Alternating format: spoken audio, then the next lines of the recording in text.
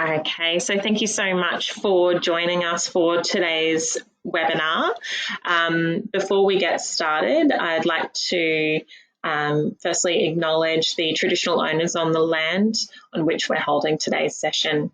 In Meanjin, Brisbane, where the CLCQ office is based, I'd like to acknowledge the Turrbal and the Yagara people and pay my deep respect to elders past and present, and acknowledge that we are on stolen lands and that sovereignty was never ceded. As today's webinar is being viewed by people across Queensland and Australia, I'd also like to pay my respects to the traditional owners throughout the country and to extend a very warm welcome to any First Nations people who are joining us today. So today's webinar is called Beyond Compliance, Embedding Safeguarding Culture in Working with Children and Vulnerable Adults. My name's Carly Hansen and I'm one of the Sector Sustainability Coordinators here at Community Legal Centres Queensland, and I'm hosting today. And just in a moment, I will pass over to our presenter, Sarah Lynn, who will be able to tell you a little bit more about herself.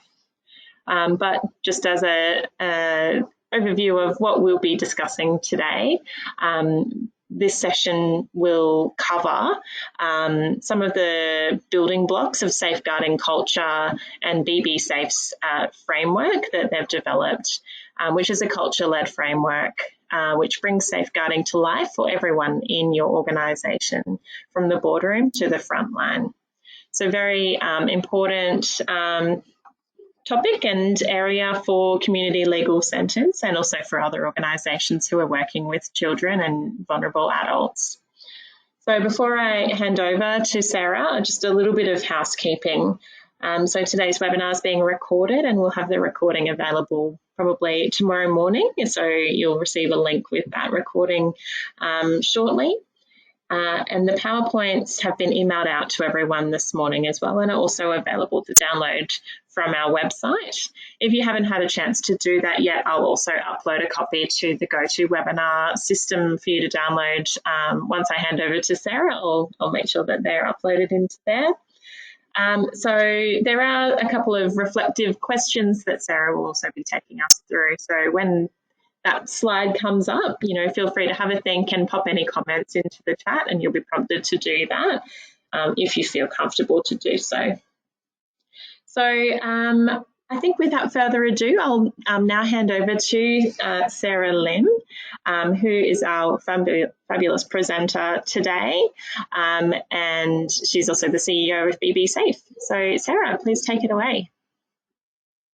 Thank you, Carly. Good afternoon, everyone. It's great to be here with you this afternoon. I'll add my acknowledgement of country to Carly's. I'm also in Meanjin, and I acknowledge the Yagara and the Turrbal people as the traditional owners and custodians of the land. And I pay my respects to elders past, present, and emerging. Look, it's great to have the opportunity to talk to you. I will talk about safeguarding underwater till I'm blue in the face, bore people at dinner parties, but it's great to have an interested audience here. I know a lot of you are working in spaces with children and vulnerable adults, and so the work that we focus on at BB Safe can take us across all aspects of organisations working with those groups. A little bit about myself. So I'm a lawyer at heart, but have worked in the kind of behind the scenes policy and legislation areas for a long time. I started working at one of the largest community services agencies in Australia the same month that the Child Abuse Royal Commission started in February 2013. And the whole time I was there was journeying very closely with the Royal Commission and that organisation, and really turning the kind of real-time lessons that were coming out of the Commission into actionable steps for that organisation. And that was across children in a broad range of contexts. For the last 5 years, I've been Director of Redress for a large church. And so I've seen, hundreds of redress applications about people's experience of child sexual abuse in the institutional context. So what all that gives me, I guess, is different way of looking at safeguarding than perhaps others do. I see organisations struggling under the kind of compliance burden, but at the same time defaulting to a kind of bare minimum compliance. And the Child Abuse Royal Commission, the Aged Care Royal Commission, Disability Services Royal Commission, has given us many examples of where there may have been technical compliance, but still cultures existed that allowed abuse to occur. So we'll talk about some of that today.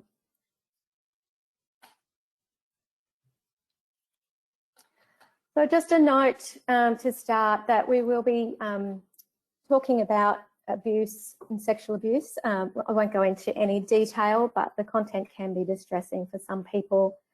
So there are some support numbers there, and I'm also very happy if people want to reach out to me to provide those numbers or other referrals again. So today in the session, we'll look at the concept of safeguarding as a system, and we'll look at what culture-led safeguarding means and looks like. I'll go through some specifics about understanding context-specific risk, which is where I think we can get a lot of traction as organisations in the prevention of abuse. And then for those people online who are board directors or management committee members, or for leaders who are working to those people, we'll go through a quick overview of governing for safety. But first, a story. It's a story about a man named Jonathan who was in his 20s, his early 20s, and he worked at an out-of-school hours care service. He loved working with kids. He was well liked by staff. Some of them knew him before he started working at the centre, but they all got on very well. He was well liked by the kids. He would be very hands-on in the games that he would play with them, always very interested in engaging directly with the kids. He would let them play on his iPhone, would sometimes bring gifts. He was very well liked by parents, and they found him to be really supportive in that if they were early to the service before it opened, he would always be there and was really happy to take the kids before service opening so they could get on with their busy days. He also offered to babysit, which was taken up by a number of families who had contact with him outside of the service. And over a 12-month period, he sexually abused a dozen 6 to 11-year-old boys who attended that service. This was one of the case studies looked at by the Royal Commission, and when they looked back over the circumstances of this case, they found a number of policies and procedures were in place, but that there was that they weren't being followed a lot of the time. And some examples of many examples of red flags were uncovered by the Royal Commission, including in an application letter. There was an account that the perpetrator loved working with children and wanted to work with children where there are no boundaries. 2 reference checks were required under policy and procedure, but only 1 reference check was done, and it was with the applicant's stepfather. Employment history wasn't explored, and if it had have been, it would have been discovered that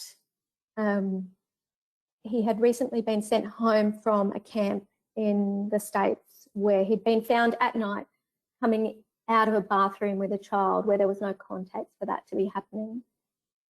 It was prohibited in policy and procedure that that staff could babysit for children at the service, but many of the staff were doing it. It was also, of course, prohibited to have photos of children on your phone, kids sitting on laps, giving of gifts. All of these things appeared in various ways. And so it's a highly illustrative case, and one that we can sometimes, I think, sit back and reflect on and really ask ourselves, hand on heart, could we ever find ourselves in that same position? People are often in need of staff. We need to get services open. We need to get bums on seats quickly. And sometimes we might cut corners on reference checking or that kind of thing. But it really does highlight the things that can go wrong. When I start working with organisations, I really like to set out the system of safeguarding. I've seen many organisations get very tangled up in definitions of harm, reasonable suspicions, what you must do, who needs to do what when, and also have a disproportionate focus on reporting obligations. But when we look at safeguarding as a system, I think it gives us a much better chance of improving the safety of environments. I don't like to get too caught up in the definitions because I think that broadly we know what safeguarding means and what it looks like to prioritise the safety of children and vulnerable adults. But broadly what we're talking about is protecting them from the risk of violence, abuse and sexual abuse, exploitation and neglect. Often with the type of organisations that are working with children and vulnerable people, there's both an internal risk and an external risk, and the external risk is one that impacts on the way that the person goes about their business. Today we're going to focus on the internal risk, so that's the organisational context, and that's where the Royal Commissions have really focused our attention. And what I hope to do today is really emphasise that every member of staff, every volunteer, every leader, every board member has a role in preventing, recognising and then reporting abuse. And hopefully some of the ways that we talk about their stuff at BB Safe will give everyone a kind of common language and help them unpack their role in it. So, as I said, I've seen policies and procedures and training that call themselves safeguarding or child protection that really just focus on that reporting element, particularly the external reporting. Who needs to report what, to whom, and in what timeframes. And of course, reporting is a critical part of safeguarding, but there's a lot that comes before that in the institutional context where we can impact on the occurrence of abuse in the first place. So in relation to prevention, it's critical for organisations working with vulnerable people to understand what they can do. And there's a lot of guidance on this. There are lots of tools available on the internet. The National Office of Child Safety has a great suite of resources. Often peak organisations or sporting bodies will have many tools around the national principles and deliver that kind of prevention framework. But it really is, it's important to remember that those things exist for a wide range of organisations. So the onus is on organisations to really unpack their own needs and what comes with this, what the risks are in relation to the services that they're delivering, the environments that they're working in, the types of services and the clients. In relation to detection, I mean, that's the bit where you're going to be able to intercept that kind of low level behaviours, which might be indicative of grooming, and it may be able to be interrupted before that escalates to abuse. So that's things like, do people in the organisation, whether that's staff or the clients or participants, the children themselves, volunteers, do they know the signs of grooming? They know the signs of abuse and exploitation. And would that kind of concerning behaviour be recognised? Also, it's about, do people feel safe in to report concerns and what's done with the concerns? And is there a single consolidated view of low-level concerns that might be indicative of a pattern of behaviour? And we'll talk a bit more about this in the framework.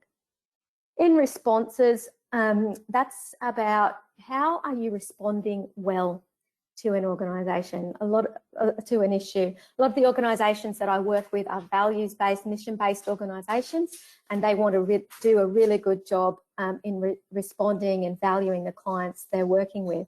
But I've also seen people kind of take a very legalistic response, bunker down, and really take the reputational issue as the primary focus, rather than wrapping around someone where there's been a harm, or a work team even where there's been an issue in the work team. So, you know, that's thinking about being trauma informed in responses and working to support families and work teams. And then finally, the reporting. Of course, you know, the formal reporting that you're required to do, which is different across different professions and sectors and jurisdictions. Everyone needs to understand their obligations. These are often the easiest things to map out, though. We've got the kind of framework, you know, and reporting flowcharts. But what's difficult is getting people to feel safe to report.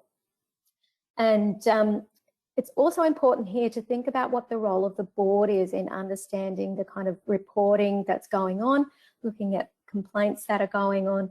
And, you know, the 3 Royal Commissions have showed us that, you know, leaders and boards are being held to account. So just to give you this to show, you know, it's important to understand the whole system of safeguarding. If we look at this kind of, you know, the regulatory environment of safeguarding, of course, we need to understand what regulation we're operating under. And that's again going to be different for every sector and particularly and even every organisation within it, cause jurisdictional issues. And also then we've got these principles-based requirements. So in the child safety space, we have the national principles. If you're working in New South Wales, you have a slightly different 10 to the national principles. If you're working in Victoria, you've got 11. In Queensland, we will soon, no doubt, have child safe standards to adhere to, and you know, we don't yet know how many or how different they might be to the national principles. But what I see, you know, is that organisations need to interpret this into their policy and procedure. And if you interpret everything through a compliance lens, then you get a compliance culture. If you interpret everything through a safeguarding lens, then you get a safeguarding culture. And we'll talk about how we can go about doing that. So this is just one example of, say, a broad community services organisation operating in Queensland, the types of different frameworks and regulation they're operating under. There's similar requirements across jurisdictions. It's probably worth calling out, though, the Criminal Code and the Civil Liability Act. And so in the Criminal Code, and there are equivalents across, I think, all the jurisdictions now, failure to protect and failure to report in relation to child sexual abuse. And so those provisions put the onus on individuals, you know, attach a criminal liability to individuals involved where there's been a failure to protect and a failure to report. In relation to the Civil Liability Act, one of the recommendations of the Royal Commission is that there be a reverse onus of proof on organisations to demonstrate that they took reasonable steps. And, you know, when we're talking about a principles-based system and an understanding of what is reasonable, it's important to realise that these principles are applying to a whole range of organisations. You know, it could be a local soccer club run by volunteers in a rural town, or it could be a national, you know, large community services agency. And so what's reasonable in those contexts is going to look very different. So it's very important for leaders of organisations and boards to have an understanding about what is reasonable. So that means understanding the risk and understanding what's reasonable to do to mitigate those risks. I'm sure most of you are very familiar with the National Child Safe Principles. I have committed them to memory and forgotten them more times than I'd care to admit. But what I do see is where organisations are responding to, you they're working very hard to respond to each principle, it can really dilute the impact of the whole. And so it's very important not to lose sight of the whole as you are thinking about what these things mean. And, things like the voice of the young person are important, but it's really important not to shift the burden to young people and children in this space. But it's actually what do we, as the adults in charge of organisations and working in organisations, what is our responsibility? That needs to be the focus as we're thinking about safeguarding across an organisation. And so I would argue that it is possible to do safeguarding well if we are led by culture, and by kind of putting safeguarding at the centre of all that you do, prioritising the safety and well-being of the people that you're working with. It just becomes BAU. This is the way we do things here.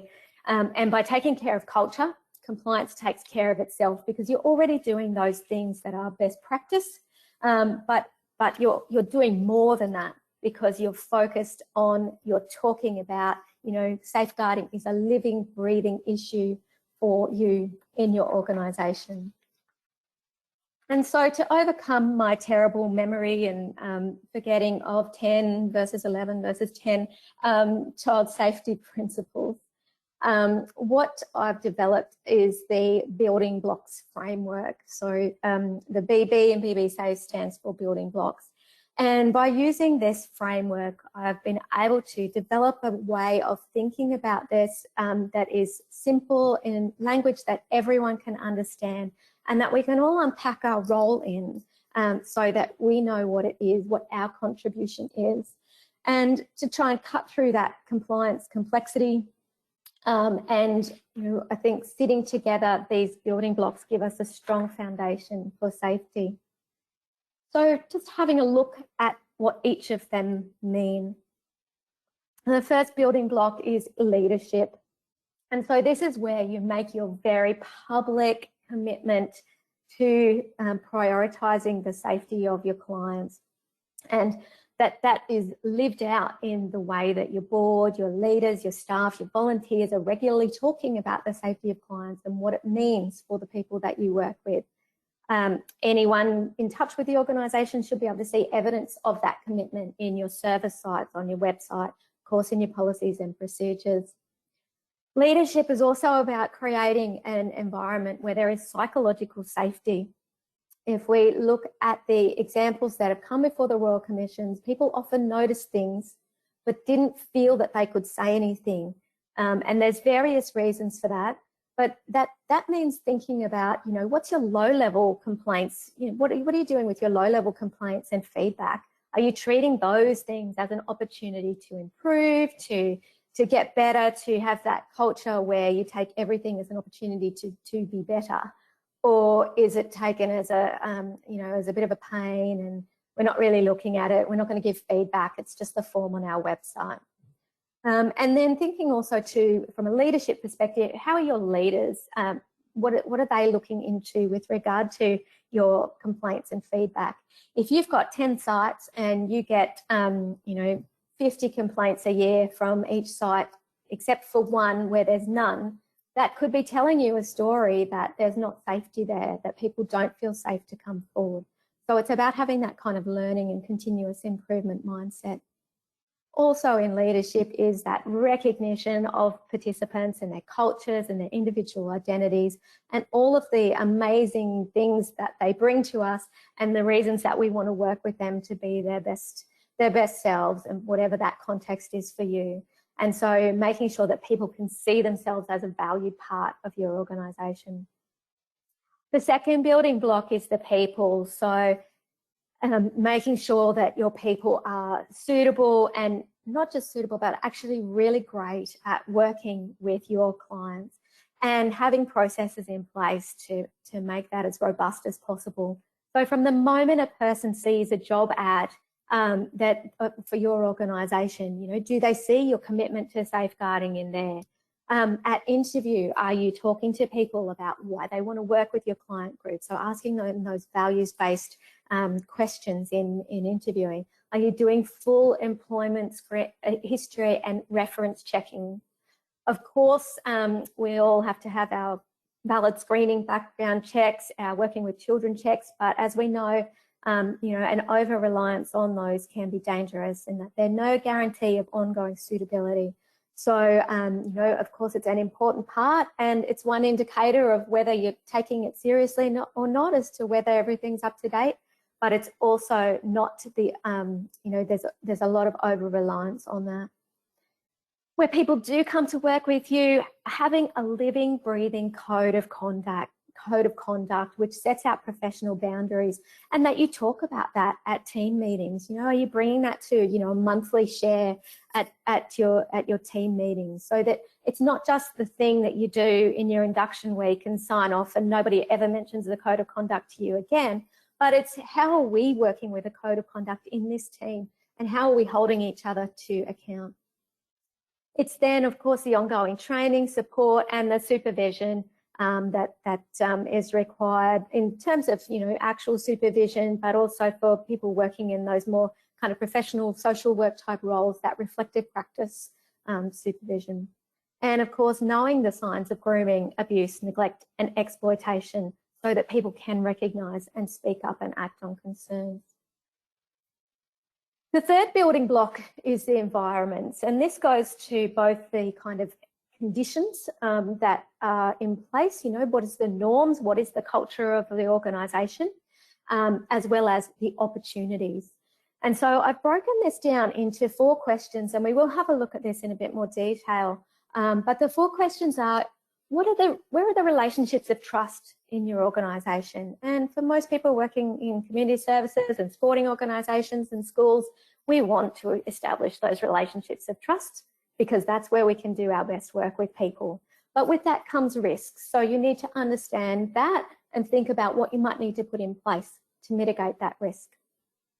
The second question is, what are the vulnerabilities of the clients that we work with? Now, of course, none of us like the word vulnerabilities, but what I'm talking about here is the vulnerability to abuse because of the circumstances. So, of course, children have an inherent vulnerability because of their age, but we'll go into a bit more detail about some others.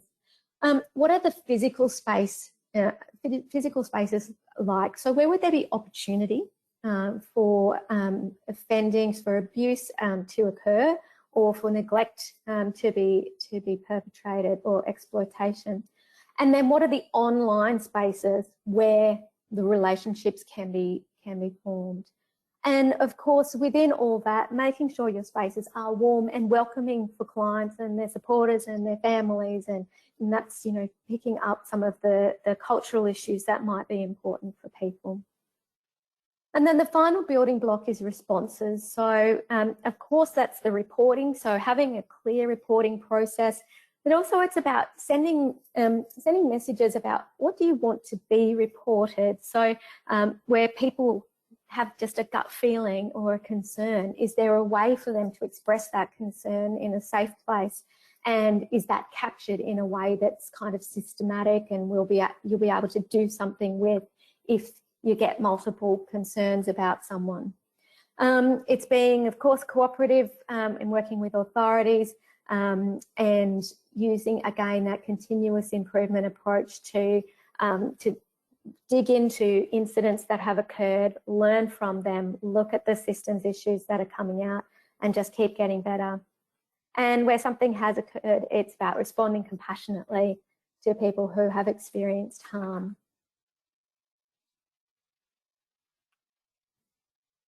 So these are just a few reflection questions, and they are in your slide deck, but it's just a good place for me to pause there and take a breath. I think any questions or comments on any of those reflection questions can be dropped in the chat. We will have a chance to ask questions at the end.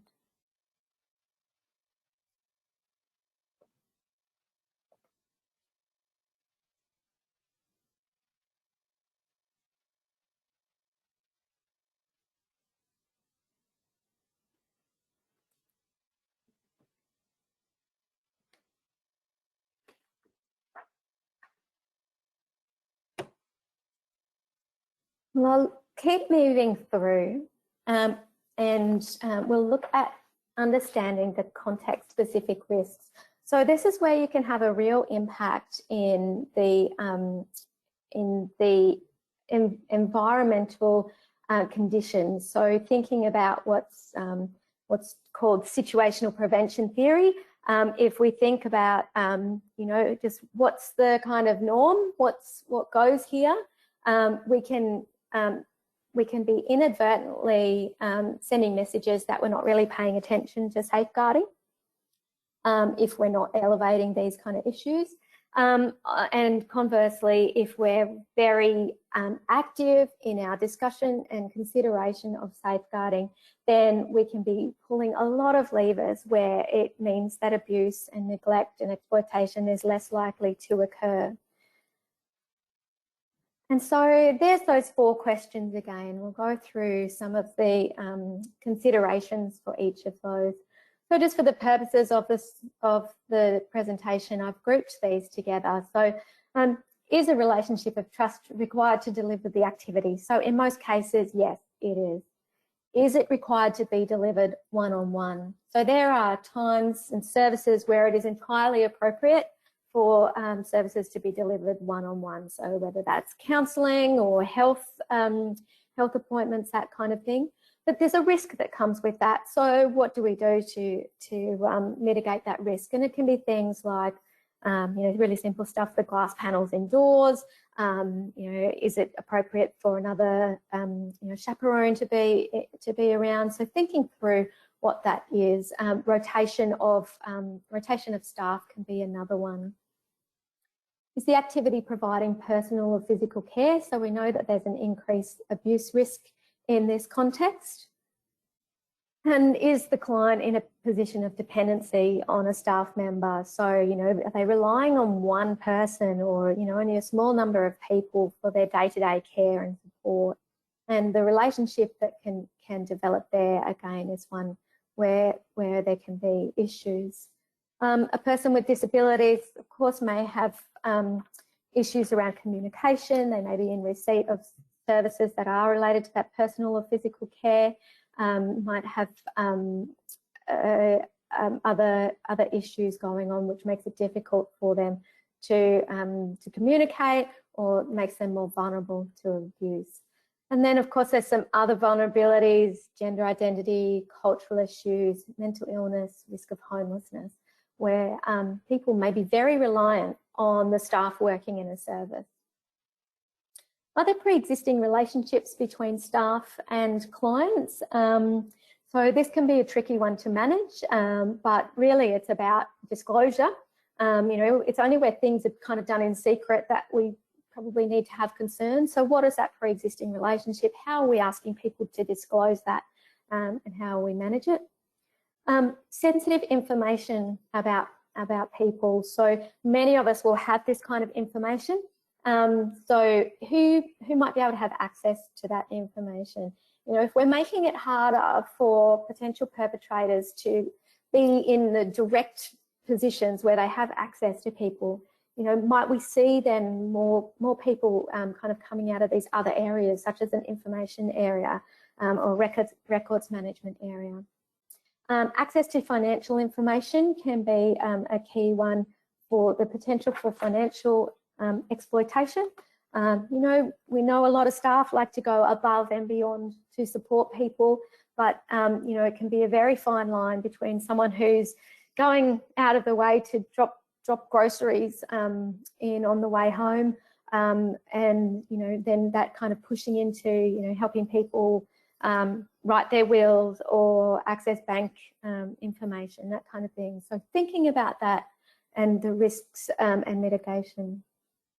So physical environments really presents that opportunity.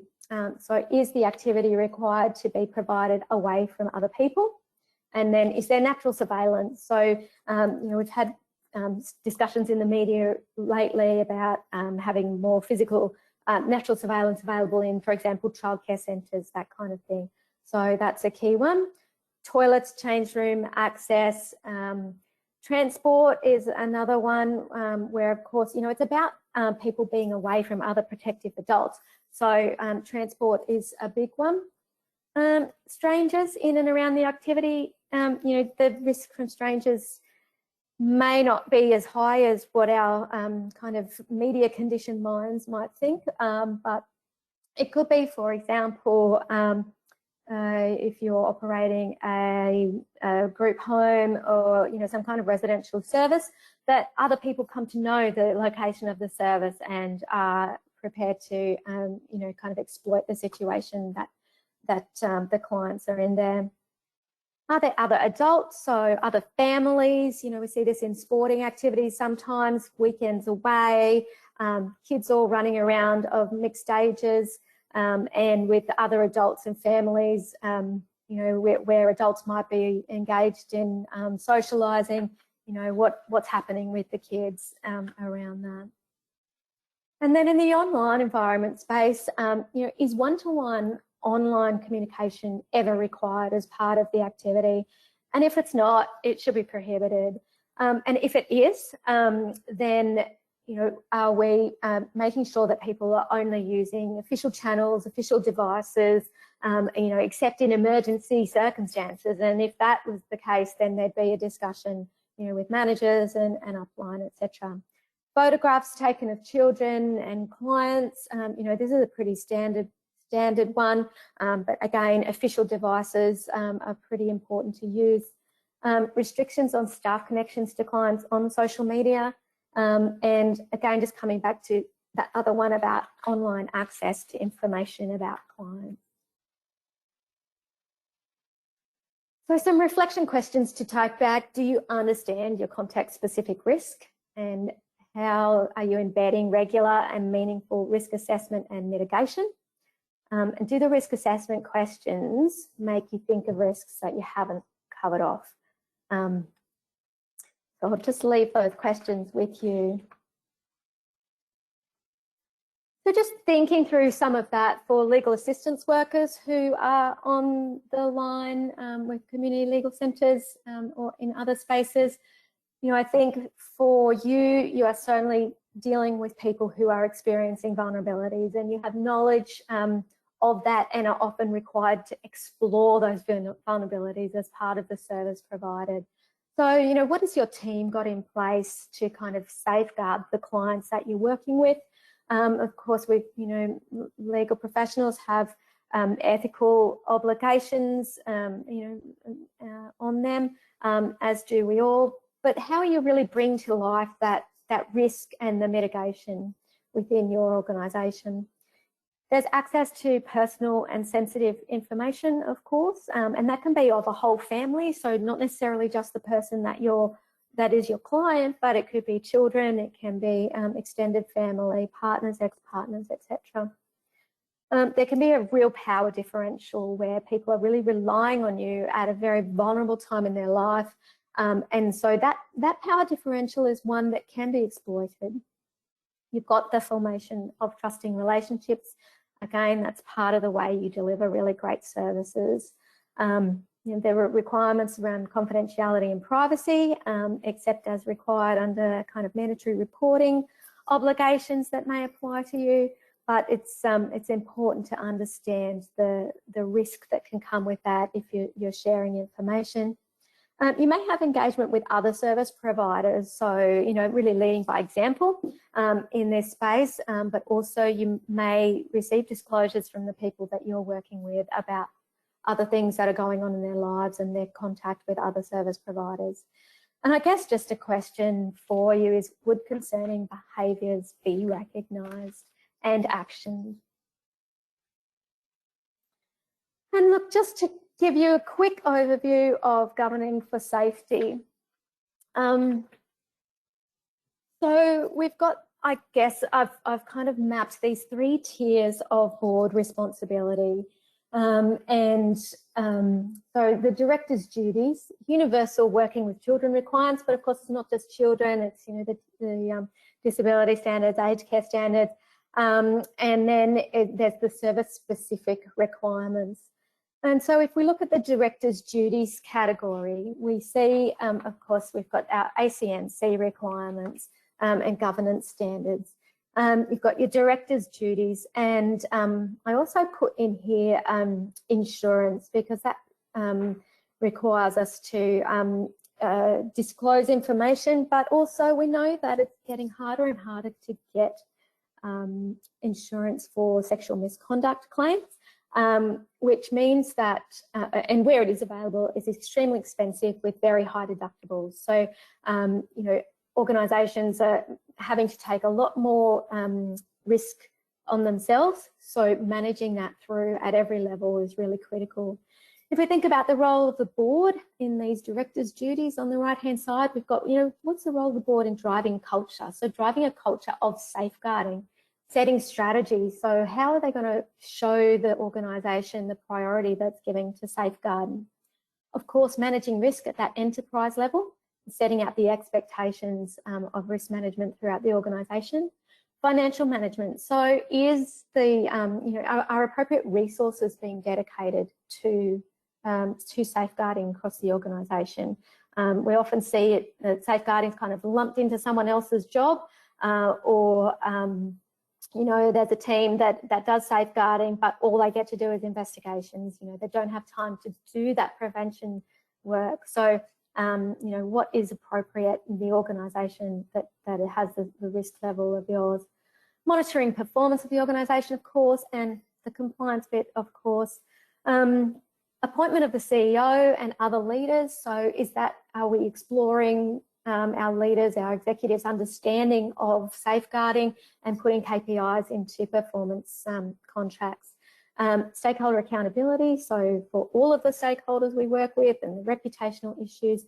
And then as a board, managing its own performance. You know, what are we doing for ourselves in thinking about our role in safeguarding, and how are we taking this seriously? Are we talking about it at every board meeting? Are we doing that safeguarding share? You know, are we doing our annual training? Then there's the kind of universal elements. So we've talked about civil and criminal liability, and the application of the principles-based framework. So, you know, I think it really is on boards to understand what is reasonable and to be confident that they are taking reasonable steps to manage their risk. So, you know, I think that's where boards really have to pay attention and drive the kind of culture that they want to create. And then at the kind of activity specific level, that's really the kind of where we see a lot of compliance. The kind of easiest thing to measure in relation to compliance is whether we're reporting or not. But, you know, it's that broader oversight and monitoring of systems that boards should be doing. So again, taking those kind of complaints and feedback and learning from that, doing regular pulse surveys with staff, with clients, to see if people are aware of what their responsibilities are. And so some questions for boards there. Are we demonstrating leadership? I've seen a lot of boards talk about it as an operational issue. And, you know, I think until it's as ingrained to us as our workplace health and safety obligations, boards really need to be leading and driving safeguarding work. I think that there are organisations who are doing it well, and I think there are some who are doing some things well, but most organisations I speak to say they recognise a need to do better. So, you know, where is the need to improve? And, you know, a framework for thinking about that is, are you strong in each of the building blocks? So that's the end of the presentation. That's my email address and our website. If you wanted to get onto our mailing list, jump on the website and sign up. We just send a monthly newsletter.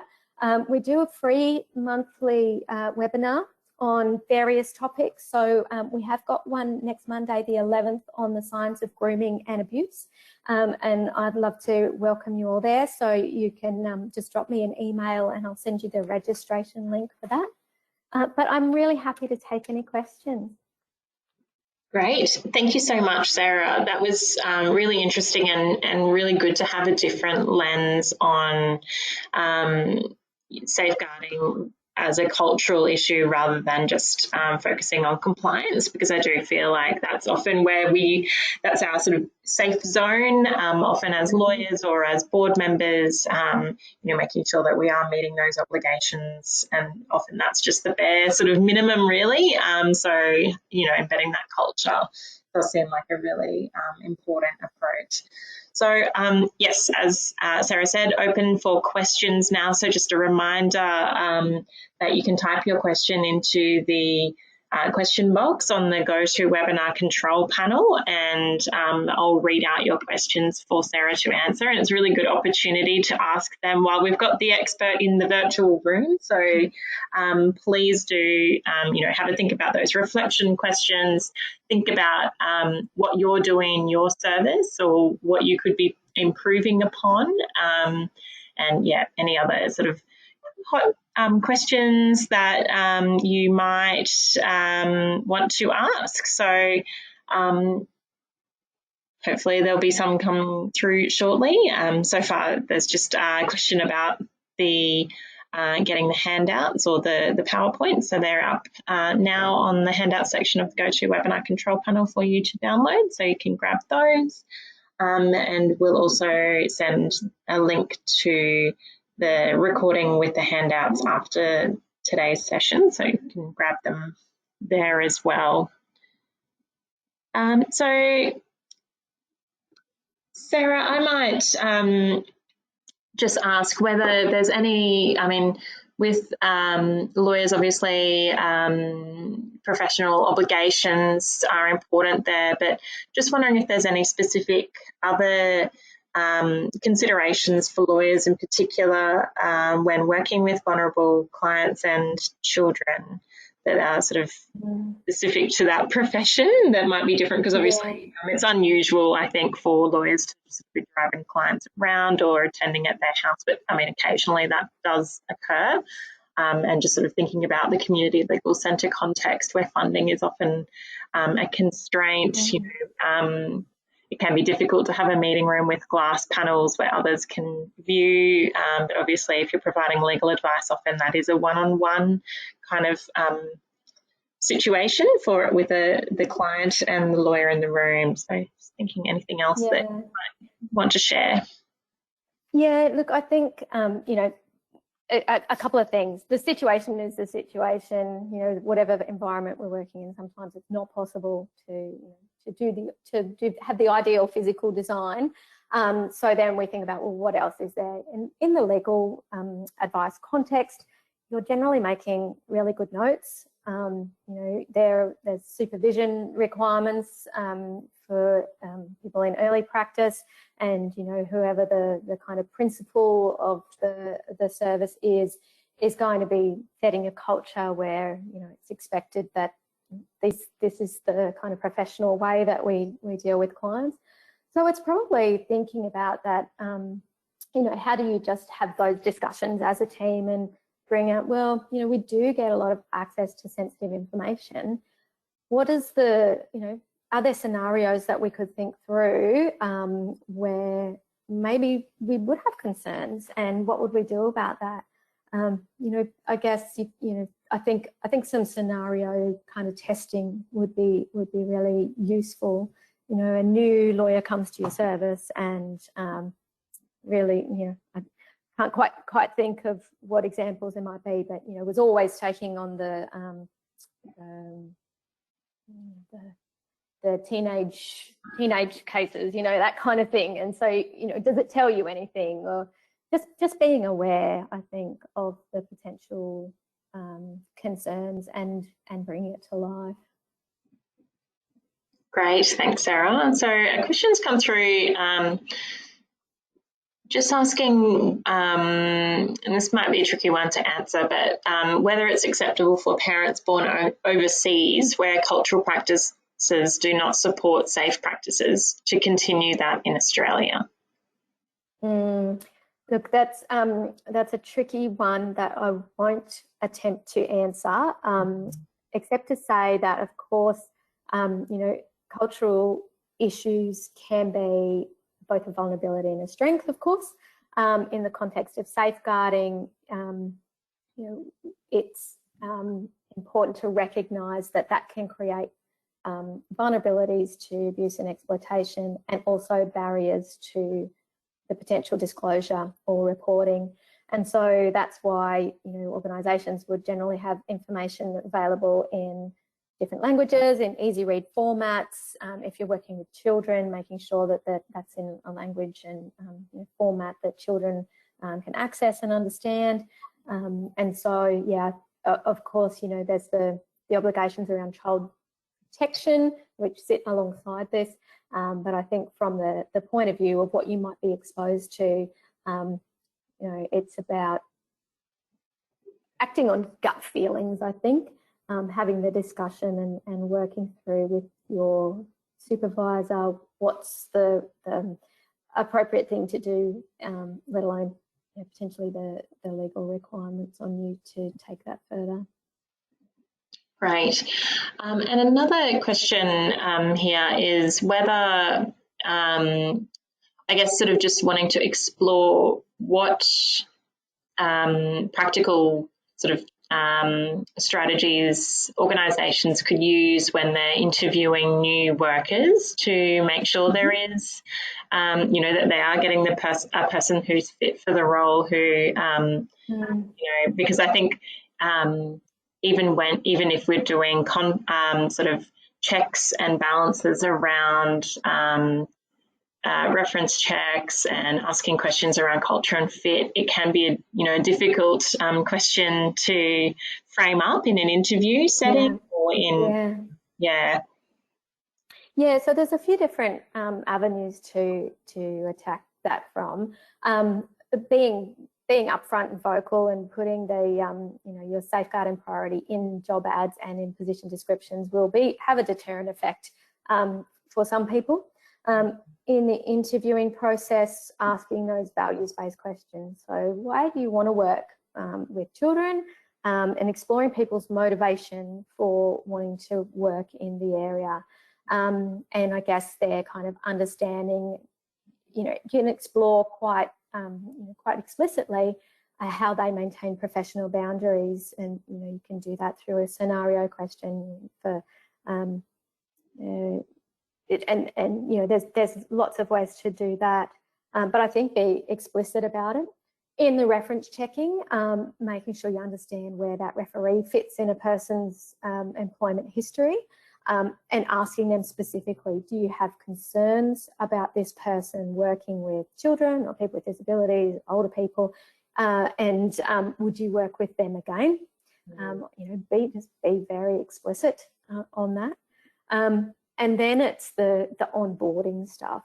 And so just continuing to reiterate that this is an organisation that looks for this stuff. If you're minded to, we're going to see it. And in the same way that at our homes we have a burglar alarm and locks on the doors and a dog, it's all of those different pieces that fit together to make the safest environment possible. Excellent, really good tips there. And I think maybe this might be our final question.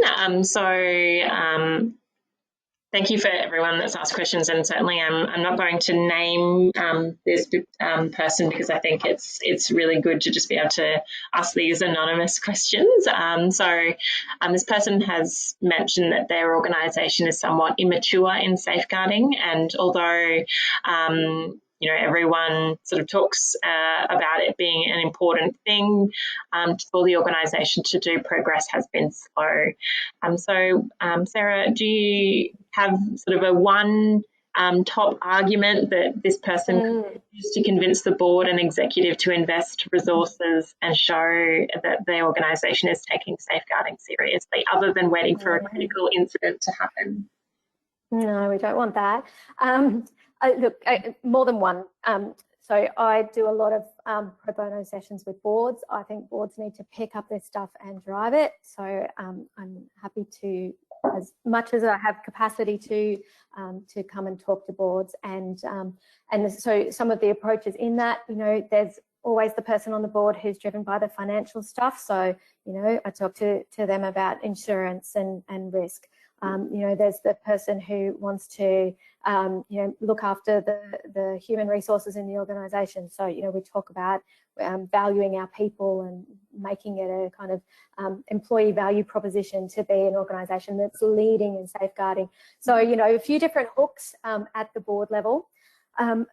The approach that I like to take with organisations, and one that I think works quite well in relation to getting this on the agenda. So, driven by the board, you develop a single document, which is your high-level commitment.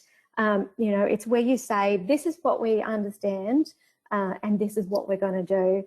And so the organisations that I work with, we use that building blocks framework and we interpret that for their specific context. Sitting behind that then is an action plan.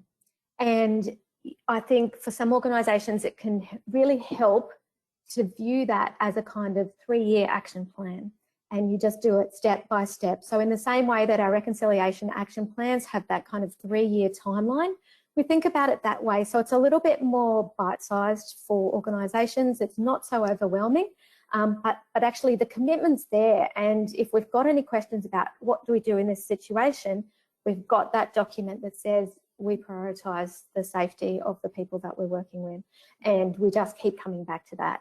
So that would be my recommendation as to how to make inroads.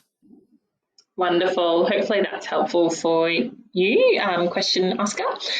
So I think we will wrap it up now because that's all the questions that we've received, and they've been excellent questions. So thank you so much to our audience, but especially a big thank you to Sarah for giving her time freely to us today to help to have our services become better at safeguarding. And, please feel free to share this session with your boards, with your management, and with your staff as well, because it's something that I think is a really useful thing for them to be across. And even if they've done some training in this area before, it is helpful to have different perspectives and different angles on this kind of thing, particularly if you think there are improvements to be made in your organisation. So big thank you again. And before I let you go, I'll just remind you that this is our final webinar of the year. We are looking forward to coming back in 2024 with another great suite of sessions for you. If you have something you'd like to present, please get in touch, because we're always happy to, take your suggestions, and also if you've got something in particular that you're working on or that your centre is wanting to showcase, we're absolutely happy to promote that through our webinar series as well. So I will just also remind you to complete the short feedback survey that will pop up on the screen once the webinar is closed. We look at that feedback, it helps inform what we do and where we could make improvements to the program as well. But for now, I'll say goodbye to Sarah and to our audience. I hope you have a safe and happy holiday season, and we'll look forward to seeing you in 2024. Thanks again, everyone. See you next time. Thanks, everyone.